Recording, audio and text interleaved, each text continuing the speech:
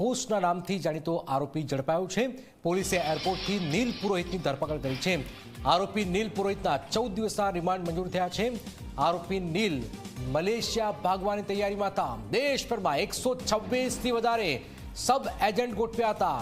મ્યાનમારમાં કે પાર્કમાં ચલાવતો હતો નેટવર્ક। 30થી પણ વધુ પાકિસ્તાનીઓના સંપર્કમાં હતો આરોપી। 100થી પણ વધુ વિદેશી કંપનીઓના સંપર્કમાં હતો।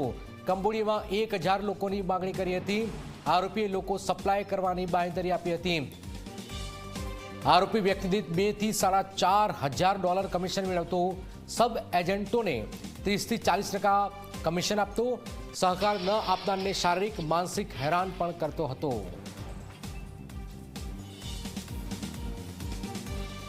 ધ ઘોસ્ટના નામથી સાયબર સ્લેવરીની દુનિયામાં જાણીતા દેશના સૌથી મોટો સાયબર સ્લેવરીનો ગુનેગાર નીલ પુરોહિતને પકડીને ગુજરાત સાયબર સેન્ટર ઓફ એક્સિલન્સની ટીમ દ્વારા એક ખૂબ મોટું અચીવમેન્ટ પ્રાપ્ત કરવામાં આવ્યું છે।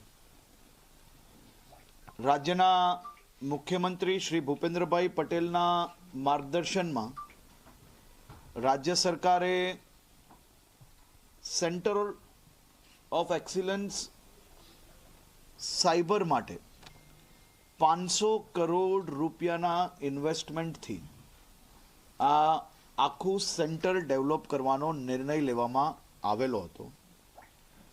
ખાસ કરીને આ ટીમ દ્વારા છેલ્લા 2 મહિનાની અંદર